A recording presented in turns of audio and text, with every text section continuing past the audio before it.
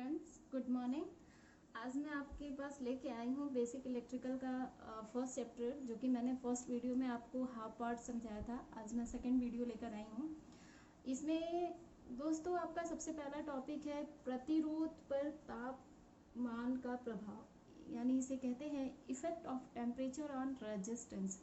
ठीक है दोस्तों, जैसा कि आप देख रहे होंगे नोट्स में, प्रतिरोध पर तापमान के निम्नलिखित प्रभाव होते हैं। प्रतिरोध का जो तापमान है उस पर अलग अलग कई तरह के प्रभाव पड़ते हैं। जैसा कि सबसे पहला आप देखेंगे, लिखा है सभी धातु एवं चालक पदार्थों का तापमान बढ़ाने से उनका प्रतिरोध बढ़ जाता है एवं तापमान घटाने से घट जाता है। कहने का मतलब ये है दोस्तों कि कोई भी चालक पदार्थ है ना, उस पर अगर ताप बढ़ा देंगे तो उसका जो प्रतिरोध है वो बढ़ जाएगा, और अगर ताप घटा देंगे तो उसका प्रतिरोध क्या होगा, घट जाएगा। समझ आया दोस्तों? फिर से समझ लेते हैं कि अगर कोई चालक पदार्थ है और उस पर अगर हम ताप बढ़ाते हैं, कोई चालक पदार्थ पर अगर ताप बढ़ाते हैं तो उसमें प्रतिरोध का मान क्या होगा, बढ़ जाएगा, और अगर ताप घटाते हैं तो प्रतिरोध का मान क्या होगा, घट जाएगा। आई थिंक ये आपको पहला पॉइंट अच्छे से क्लियर हुआ होगा। चलिए दोस्तों सेकंड पॉइंट की बात करते हैं। सेकंड लिखा है मिश्र धातुओं का प्रतिरोध भी तापमान बढ़ाने से बढ़ता है, परंतु इनके प्रतिरोध में वृद्धि चालकों की अपेक्षा कम होती है। अब इसमें कहने का क्या मतलब है कि कोई अगर मिश्र धातु है और उस पर अगर हम ताप बढ़ाते हैं तो प्रतिरोध हमारा बढ़ने लगता है, लेकिन जितना चालक में प्रतिरोध बढ़ता है उसमें मिश्र धातु में नहीं बढ़ता है। जैसे कि हमने चालक में अगर तापमान बढ़ाएंगे तो प्रतिरोध बढ़ेगा, लेकिन मिश्र धातु में अगर तापमान बढ़ाएंगे तो उतना प्रतिरोध नहीं बढ़ेगा, चालक के अकॉर्डिंग कम प्रतिरोध बढ़ेगा। ठीक है दोस्तों, ये भी क्लियर हुआ होगा। चलिए थर्ड पे बात करते हैं। विद्युत रोधियों का तापमान बढ़ाने से प्रतिरोध घटने लगता है। विद्युत रोधी मतलब इंसुलेटर का अगर आप तापमान बढ़ाओगे तो प्रतिरोध हमेशा कम होगा। ये आपको याद होगा कि अगर इंसुलेटेड कोई मटेरियल है और उसका हम टेम्परेचर बढ़ाते हैं तो उसका जो प्रतिरोध है वो हमेशा कम होगा।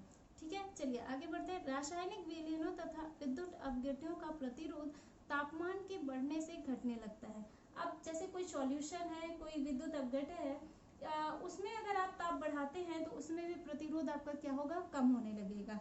ठीक है, अर्धचालक पदार्थों का प्रतिरोध प्रायः तापमान बढ़ने से घटता है, परंतु यह क्रिया अनियमित होती है।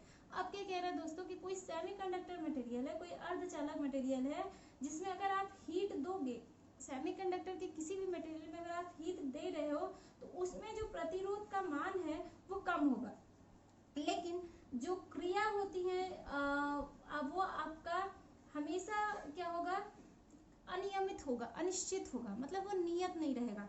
जैसा कि आपको हम ग्राफ के थ्रू दिखाते हैं कि ये देखिए आपका ये टेम्परेचर है और ये रेजिस्टेंस है। जैसे जैसे हमने टेम्परेचर बढ़ाया है उसके अकॉर्डिंग देखिए ये आपका रेजिस्टेंस क्या होता जा रहा है, कम होता जा रहा है। क्लियर है दोस्तों? अगर आप चालक पे टेम्परेचर बढ़ाते हैं तो रेजिस्टेंस आपका क्या होगा, कम होता जाएगा। नेक्स्ट है आपका विद्युत रोधी के लिए है, जैसे आपने टेम्परेचर और रेजिस्टेंस देखा, आपने टेम्परेचर बढ़ाया तो आपका रेजिस्टेंस जो है हाई जा रहा है, फिर उसके अकॉर्डिंग क्या होता जा रहा है, घटता जा रहा है। ये है सेकंड। थर्ड है आपका टेम्परेचर। इसमें क्या है कि अगर टेम्परेचर आप देखेंगे तो इसका जो टेम्परेचर है लगभग बहुत थोड़ा बहुत कम ज्यादा का फर्क पड़ता है, वरना ये लगभग सेम ही होता है, लेकिन इसका जो दिशा होता है, जो काम होता है वो अनिश्चित होता है। जैसा कि आप देख रहे होंगे कि कुछ समय के लिए ये कांस्टेंट चल रहा है, फिर ब्रेक हुआ, फिर कांस्टेंट, फिर ब्रेक, इस तरीके की अनिश्चितता पैदा होती रहती है। ठीक है दोस्तों, तो ये जो टॉपिक था आपका बहुत ही अच्छे से क्लियर हुआ होगा आपको, प्रतिरोध पर तापमान का प्रभाव। चलिए आगे बढ़ते हैं। नेक्स्ट आपका टॉपिक है प्रतिरोध ताप गुणांक, या फिर हम इसे कहते हैं टेम्परेचर कोफिशिएंट ऑफ रेजिस्टेंस। इसे क्या कह रहा है दोस्तों कि किसी भी पदार्थ का तापमान 1 डिग्री सेल्सियस ताप बढ़ाने पर उसके प्रतिरोध में जितनी वृद्धि होती है उस पदार्थ का प्रतिरोध ताप गुणांक कहते हैं। जैसे कह दे दोस्तों कि कोई प्रतिरोध का ताप गुणांक उसी को कहते हैं, किसी प्रतिरोध का ताप गुणांक उसी को कहते हैं कि कोई पदार्थ है उसमें 1 डिग्री सेल्सियस तापमान बढ़ा दिया जाए तो जितनी वृद्धि हो जाएगी, 1 डिग्री सेल्सियस तापमान बढ़ा दिया जाए, जितनी वृद्धि हो जाएगी उससे आपका प्रतिरोध, उसी को क्या कहेंगे, प्रतिरोध का ताप गुणांक। फिर से समझिएगा दोस्तों, कोई पदार्थ है और उसमें 1 डिग्री सेल्सियस का तापमान हम बढ़ा दें तो जितनी वृद्धि होगी उस पदार्थ में, जितनी वृद्धि होगी उस पदार्थ में, उस पदार्थ का वह प्रतिरोध ताप गुणांक कहलाएगा। क्लियर है दोस्तों? चलिए इसे अल्फा से प्रदर्शित करते हैं। ये अल्फा लिखा हुआ है दोस्तों, ध्यान से देखिएगा। इसे अल्फा से प्रदर्शित करते हैं तथा इसका मात्रक प्रति डिग्री सेल्सियस होता है। अब आपसे कोई पूछ ले कि प्रतिरोध ताप गुणांक का मात्रक क्या होता है, तो आपको ये हमेशा याद होना चाहिए कि प्रतिरोध ताप गुणांक का मात्रक क्या होगा, प्रति डिग्री सेल्सियस। चलिए अब देखते हैं, माना 0 डिग्री सेल्सियस पर पदार्थ का प्रतिरोध R0 तथा पदार्थ का तापमान T डिग्री सेल्सियस बढ़ने पर प्रतिरोध RT हो जाता है, तब पदार्थ के प्रतिरोध में हुई कुल वृद्धि RT माइनस R0 हो जाएगा। निम्नलिखित बातों पर निर्भर करेगी पदार्थ की प्रकृति। प्रकृति क्या है, नेचर, या तो उसके नेचर पर डिपेंड करेगा या तापमान में हुई वृद्धि पर, जो टेम्परेचर हम बढ़ा रहे हैं उसमें जो वृद्धि होगी उस पर डिपेंड करेगा, या फिर पदार्थ के प्रारंभिक प्रतिरोध R0 पर, और जो स्टार्टिंग होगा, जो टेम्परेचर हम दे रहेंगे पदार्थ पे, उसके R0 पे डिपेंड करेगा। अतः पदार्थ के प्रतिरोध में हुई वृद्धि RT minus R0 proportionality R0T। अब देखिएगा यहाँ पे हमने प्रोपोर्शनलिटी हमेशा क्या होता है, थोड़ा झुका हुआ होता है दोस्तों, और अल्फा हम कैसे लिखते हैं, इस तरीके से, ठीक है, या RT minus R0 is equal to alpha R0T। अब यहाँ पे हम प्रोपोर्शनलिटी हटाते हैं तो अल्फा आ जाता है, और अल्फा क्या है, एक नियतांक है। जहाँ अल्फा एक क्या है, नियतांक, जिस पदार्थ का प्रतिरोध ताप गुणांक कहते हैं तथा इसका मात्रक प्रति डिग्री सेल्सियस होता है। अब देखिए हम इसको क्या कर देते हैं दोस्तों, पक्षांतर कर देते हैं। पक्षांतर करने का मतलब है कि अल्फा की वैल्यू अगर हम निकालेंगे तो अल्फा बराबर क्या हो जाएगा, RT माइनस R0 अपन R0T, देखिए यहाँ पे आया, और प्रति डिग्री सेल्सियस। ठीक है दोस्तों, चलिए आगे बढ़ते हैं। नेक्स्ट आपका टॉपिक आता है कैपेसिटर। कैपेसिटर क्या होता है पहले हम ये देखेंगे, फिर कैपेसिटर को कैसे जोड़ते हैं सीरीज और पैरेलल में, फिर हम देखेंगे कि इसके फैक्टर अफेक्टिंग यानी कैपेसिटर को प्रभावित करने वाले कौन कौन से कारक हैं। ये 3 चीजें हम कैपेसिटर में पढ़ेंगे। तो सबसे पहले हम देखेंगे कैपेसिटर क्या होता है। तो 2 धात्विक प्लेटों से बनी ऐसी युक्ति जिनके बीच कोई परावैद्युत माध्यम उपस्थित होता है तथा यह विद्युत ऊर्जा को आवेश के रूप में संग्रहित करते हैं एवं आवश्यकता पड़ने पर उसे विसर्जित करते हैं, संधारित्र कहलाते हैं। कहने का मतलब ये है दोस्तों कि कैपेसिटर के बीच में 2 प्लेट होते हैं, 2 धातु की प्लेट होती है, कैपेसिटर में 2 धातु की प्लेट होती है, उनके बीच में एक परावैद्युत माध्यम होता है, और यह क्या करता है, विद्युत ऊर्जा जो होती है ना उसे चार्ज के रूप में स्टोर करता है। जो विद्युत ऊर्जा, जो इलेक्ट्रिकल एनर्जी होती है उसे चार्ज के रूप में क्या करता है, स्टोर करता है, और आवश्यकता पड़ने पर हम उसे क्या कर सकते हैं, विसर्जित करते हैं। ऐसे कारक को हम क्या कहते हैं, संधारित्र या फिर कैपेसिटर। चलिए, संधारित्र के इसी आवेश को संग्रहित करने के गुण को उसकी धारिता करते हैं, और जो चार्ज वो स्टोर कर रहा है उसी के गुण को हम क्या कहते हैं दोस्तों, कैपेसिटेंस कहते हैं। इसे C से प्रदर्शित करते हैं तथा इसका मात्रक क्या होता है, फैरेड। को हमेशा याद होना चाहिए कि संधारित्र क्या है, संधारित्र को किससे प्रदर्शित करते हैं, और संधारित्र के मात्रक क्या होते हैं। फिर अब फैरेड धारिता की बहुत बड़ी इकाई है, ध्यान दीजिएगा दोस्तों, फैरेड धारिता की बहुत बड़ी इकाई है तथा सामान्यतः संधारिता की धारिताएं माइक्रोफैरेड, नैनोफैरेड या फिर पिकोफैरेड होता है।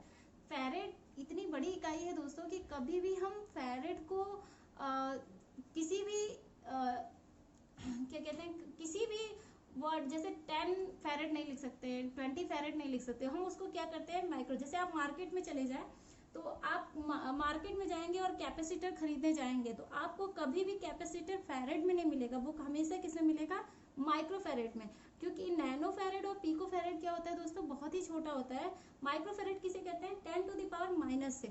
इसलिए जो आपको इंस्ट्रूमेंट उपलब्ध कराए जाते हैं मार्केट में, जो मिलते हैं वो किस में मिलते हैं दोस्तों, माइक्रो फैरेड में। चलिए आगे देख लेते हैं। ये है दोस्तों आपका कैपेसिटर का सबसे पहले कैपेसिटर का सिंबल देख लीजिए।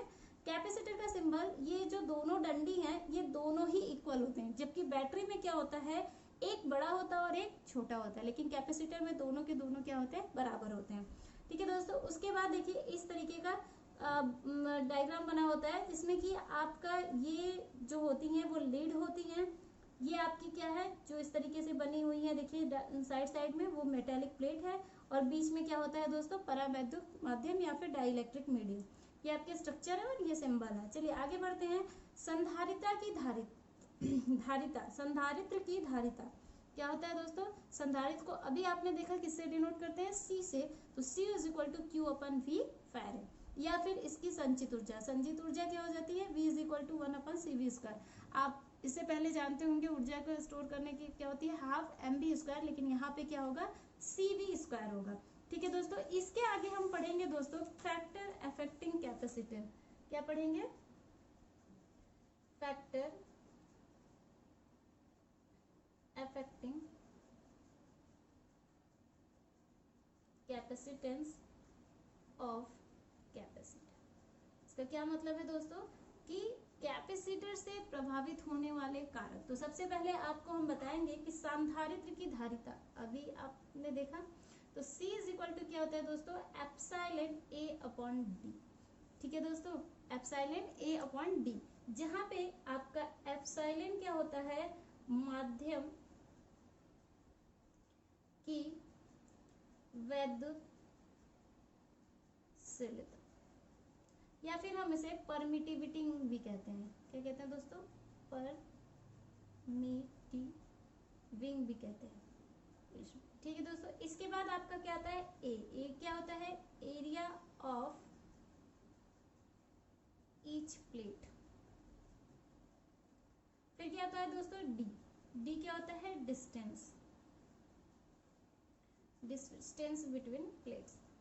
जैसे आप इसको हम ग्राफ के थ्रू समझाना चाहें तो इस तरीके का बनता है आपका कैपेसिटर, आपको अभी मैंने बताया इस तरीके से। तो इसके जो बीच का, ये इसको एरिया कहते हैं, ये आपका जो फैरेड होता है। अब इन दोनों के बीच का जो डिस्टेंस होता है, वो डिस्टेंस बिटवीन दो प्लेट्स के बीच का, और ये आपका क्या होता है, एप्सिलॉन, परावैद्युतांकशीलता। ठीक है दोस्तों, इसके अलावा भी आप जानते हैं एक फॉर्मूला होता है, epsilon is equal to epsilon not into epsilon r. ठीक है, जहां पे आपका एप्सिलॉन नॉट क्या होता है, निर्वात की वैद्युशीलता, निर्वात की वैद्युशीलता, इसका मान भी होता है, आपको याद होना चाहिए हमेशा, 8.85 इंटू 10⁻⁻12 फैरेड पर मीटर। ठीक है दोस्तों, epsilon is equal to epsilon not into epsilon r, जहाँ पे एप्सिलॉन नॉट क्या होता है, निर्वात की वैद्युशीलता, जहाँ पे इसकी वैल्यू आपको हमेशा याद होनी चाहिए। आपको न्यूमेरिकल वगैरह में ये कभी कभार गिवन हो जाता है, अगर नहीं दिया है तो आपको ये पता होना चाहिए कि एप्सिलॉन नॉट की वैल्यू 8.85 इंटू 10⁻⁻12 फैरेड मीटर होता है। इसके साथ ही दोस्तों एप्सिलॉन आर क्या होता है, सापेक्ष वैद्युशीलता, सापेक्ष वैद्युशीलता। ठीक है, ये आपका क्या होता है, वायु के लिए होता है। सापेक्ष वैद्युशीलता क्या होता है, एयर में, अगर एयर की कोई माध्यम हो तो हम देख लेते हैं, कभी कभार हम इसको क्या करते हैं, एप्सिलॉन आर की वैल्यू 1 ले लेते हैं। ठीक है दोस्तों, इसके साथ ही साथ दोस्तों आपको ये होता है कि अतः संधारित्र की धारिता। अब क्या होता है कि ये चीजें आपको देखने के बाद आपको पता होना चाहिए कि संधारित्र की धारिता किन किन कारकों पर निर्भर करती है। तो सबसे पहले जो संधारित्र की धारिता निर्भर करती है, पहला होता है आपका प्लेटों के क्षेत्रफल पर, प्लेटों के क्षेत्रफल पर। प्लेटों के क्षेत्रफल पर क्या होता है, ये होता है आपका C directly proportional to A। ठीक है दोस्तों, जैसा कि हम कह सकते हैं कि संधारित्र की जो धारिता होती है वो प्लेटों के क्षेत्रफल पर निर्भर करती है। पहला ही आपने कि जो epsilon is equal to epsilon not into epsilon r आपने देखा, वहां पे एप्सिलॉन नॉट क्या था, निर्वात की वैद्युशीलता, जिसकी वैल्यू आपको गिवन थी, और एप्सिलॉन आर क्या था, सापेक्ष वैद्युशीलता, जो कि एयर में काम करता है। ठीक है, तो ये जो चीजें हैं वो निम्न कारकों पे डिपेंड करते हैं। फर्स्ट है आपका प्लेटों के क्षेत्रफल पर, जिसको हम C directly proportional to A कहते हैं। सेकंड होता है आपको प्लेटों के बीच, प्लेटों के बीच की दूरी पर। ये आपका क्या होता है, प्लेटों के बीच की दूरी पर निर्भर करता है, और ये हमेशा व्युत्क्रमानुपाती होता है। तो दूरी किसे मानते हैं हम, D से, तो ये क्या होता है, C प्रोपोर्शनलिटी टू D, या फिर व्युत्क्रमानुपाती भी कह सकते हैं इसे। थर्ड है दोस्तों आपका प्लेटों के बीच उपस्थिति माध्यम पर, प्लेटों के बीच उपस्थित माध्यम पर। अब प्लेटों के बीच उपस्थित माध्यम पर क्या क्या हो सकता है दोस्तों, जैसे ऑयल हो सकते हैं, कोई मटेरियल हो सकता है, ठीक है, उस तरीके के उस पर निर्भर करती है, तो उसके लिए हम बात करते हैं। फिर फोर्थ क्या है दोस्तों, आपका टेम्परेचर पर यानी तापमान पर। ये 4 चीजें हैं जिसपे आपके कैपेसिटर का कारक जो है प्रभावित होते हैं। फर्स्ट है आपके प्लेटों के क्षेत्रफल पर, प्लेटों के बीच की दूरी पर, प्लेटों के बीच उपस्थित माध्यम पर, तापमान पर। ठीक है दोस्तों, इसके आगे हम पढ़ते हैं अब संधारित्र, कनेक्शन ऑफ कैपेसिटर कह लीजिए, ये संधारित्र का संयोजन कह लीजिए, कनेक्शन ऑफ कैपेसिटेंस।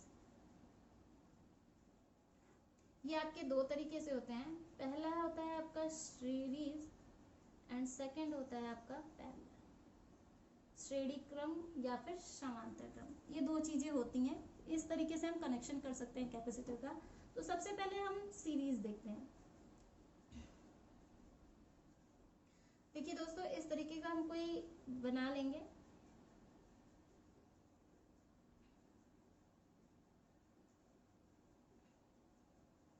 यहाँ एक बैटरी कनेक्ट कर देंगे,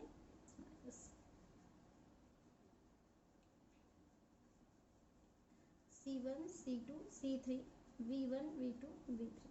ठीक है दोस्तों, तो ये आपका क्या है, सीरीज में कनेक्टेड है, आपको दिख भी रहा होगा C1 C2 C3 इस तरीके से बैटरी से हमने कनेक्ट कर दिया है, क्योंकि ये सीरीज में कनेक्शन है।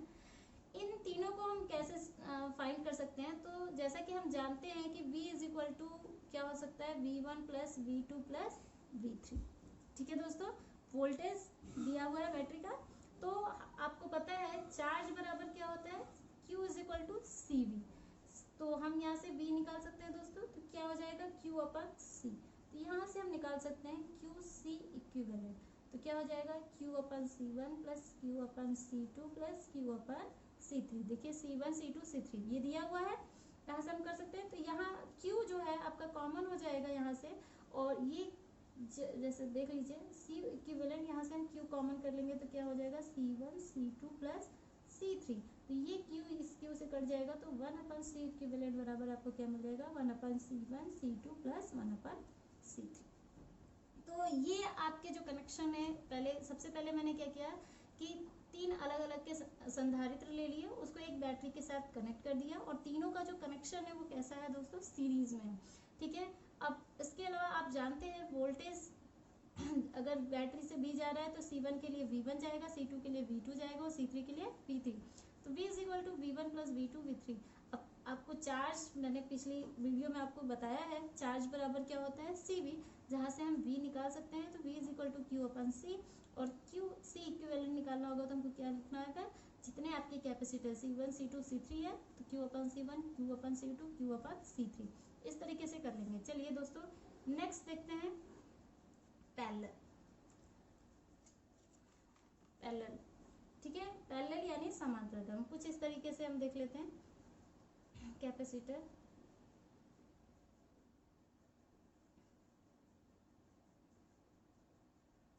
और इसको एक बैटरी के साथ कनेक्ट कर देते हैं। ये अभी आपका C1 C2 C3 है, और ये आपका प्लस और माइनस बैटरी है। ठीक है दोस्तों, ये है। तो अब इसमें जो करंट फ्लो कर रहा है, देखिए इधर से हमेशा करंट किधर, बैटरी के प्लस से जाता है, तो माइनस से प्लस इधर से करंट जा रहा होगा, इधर से पूरे सर्किट में इधर से आ रहा होगा। ठीक है दोस्तों, तो अब क्या होगा, आवेश इसके लिए क्या होगा, C1 के लिए जैसे हम आवेश चार्ज की बात करते हैं, तो इसमें Q1 जा रहा होगा, इसमें Q2 जा रहा होगा, इसमें Q3 हो रहा होगा, है ना दोस्तों। तो हम क्या लिख सकते हैं, सबसे पहले तो करंट हम लिख सकते हैं। देखिए यहाँ से जो करंट हमारी आई जा रही होगी वो सब में डिस्ट्रीब्यूट होगी, यानी इसमें क्या होगा I1, इसमें क्या होगा I2, इसमें क्या होगा I3। तो हम लिख सकते हैं I is equal to I1 plus I2 plus I3, क्योंकि I करंट ही आपका डिस्ट्रीब्यूट हो रहा है। ठीक है, जहाँ पे अब देखिए चार्ज हमने बताया कि C1 के लिए Q1 जा रहा होगा, C2 के लिए Q3 और C3 के लिए Q3। तो हम लिख सकते हैं दोस्तों इसको Q upon T is equal to Q1 upon T plus Q2 upon T plus Q3 upon T, जहाँ पे T आपका कॉमन है। T क्या है, समय, सबके लिए सेम है, जो कि वो कॉमन है। अगर आप कॉमन करेंगे तो ये कैंसिल हो जाएगा, तो आपको क्या मिलेगा Q is equal to Q1 plus Q2 plus Q3। अब जैसा कि हम जानते हैं कि चार्ज का फॉर्मूला क्या होता है, Q is equal to CV। तो यहाँ से हम C इक्विवेलेंट यानी C इक्विवेलेंट V निकाल लेते हैं। तो C इक्विवेलेंट V निकालेंगे तो क्या होगा, C1V plus C2V plus C3V। तो ये V और V सब कैंसिल हो जाएगा, तो C इक्विवेलेंट आपको क्या मिलेगा, V1 plus V2 plus V3। ठीक है दोस्तों, आपको सीरीज और पैरेलल का भी कनेक्शन बहुत ही अच्छे से क्लियर हुआ होगा। चलिए एक बार हम इसका नोट्स आपको दिखा देते हैं। सबसे पहले मैंने दोस्तों आपको पढ़ाया कि संधारित्र की धारिता को प्रभावित करने वाले कारक क्या होते हैं। तो देखिए मैंने एक प्लेट दिया हुआ है फैरेड और एप्सिलॉन, ये क्या है आपकी माध्यम की वैद्युशीलता या फिर परमिटिविटी जिसको कहते हैं। ए आपका एरिया ऑफ ईच प्लेट है और डी इन दोनों के बीच का डिस्टेंस।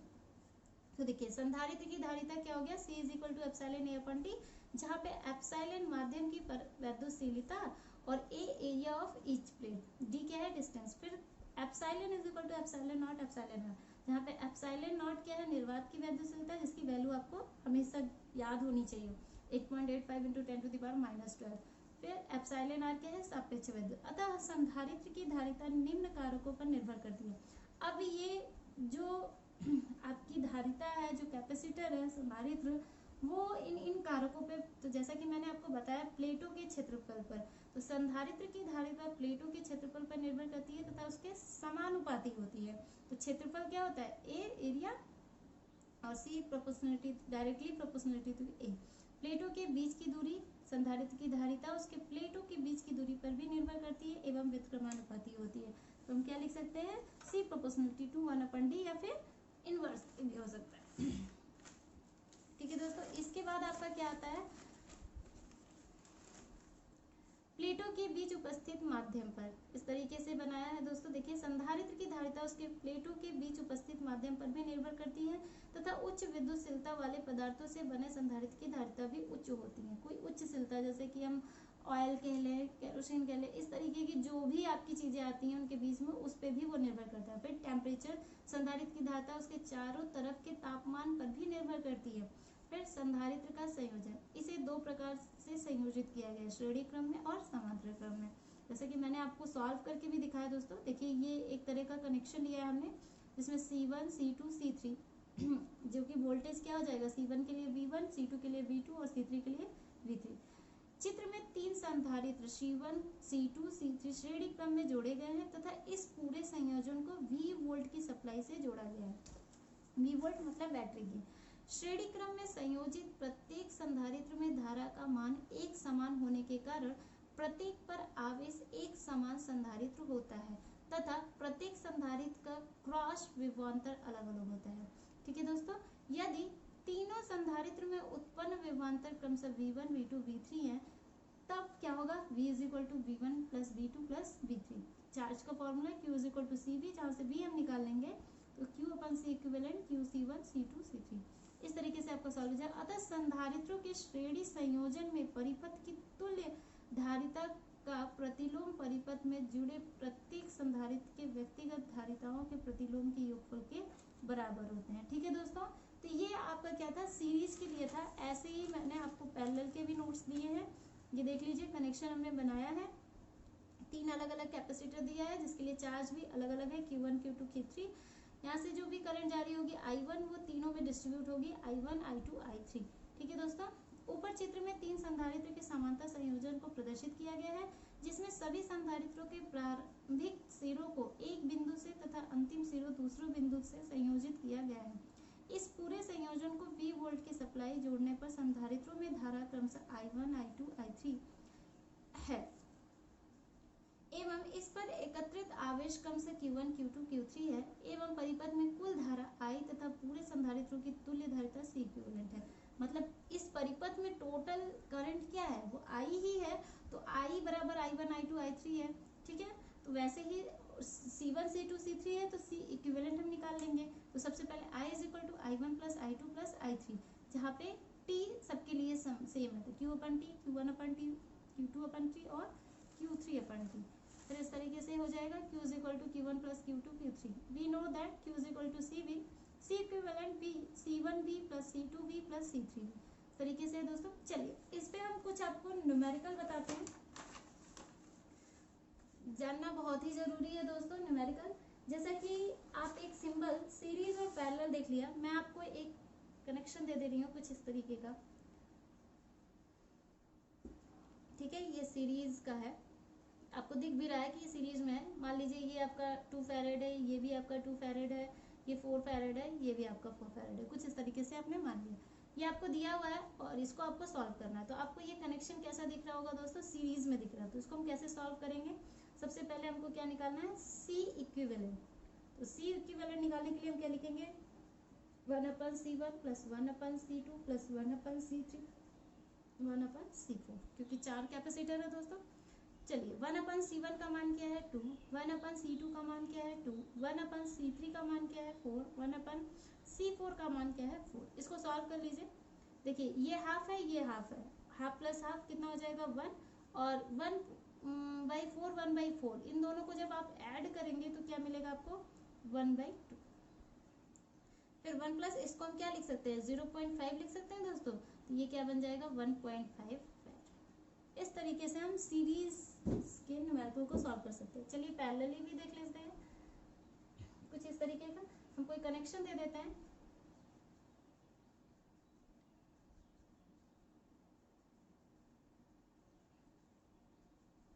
अब कोई पूछ ले आपसे, जैसे इसकी वैल्यू कुछ दे देते हैं 1 फैरेड 2 फैरेड इस तरीके का, ठीक है दोस्तों।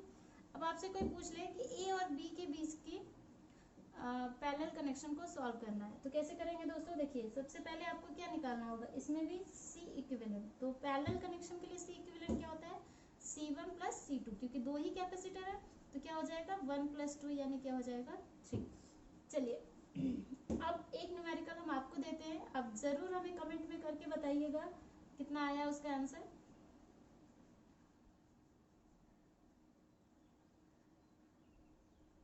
यहाँ पे वैल्यू दे देते हैं 1 फैरेड 2 फैरेड एंड 3।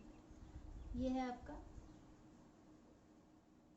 कैपेसिटर ए और बी, दोनों के बीच का पैरेलल कनेक्शन आपको सॉल्व करके दिखाना है, ठीक है दोस्तों। तो आप जरूर कमेंट में शेयर करिएगा हमें इसका आंसर क्या आया है। और अगर कोई भी इस वीडियो में कोई भी प्रॉब्लम हो, कोई भी दिक्कत हो, तो आप कमेंट करके ज़रूर बताइएगा। Okay, thank you.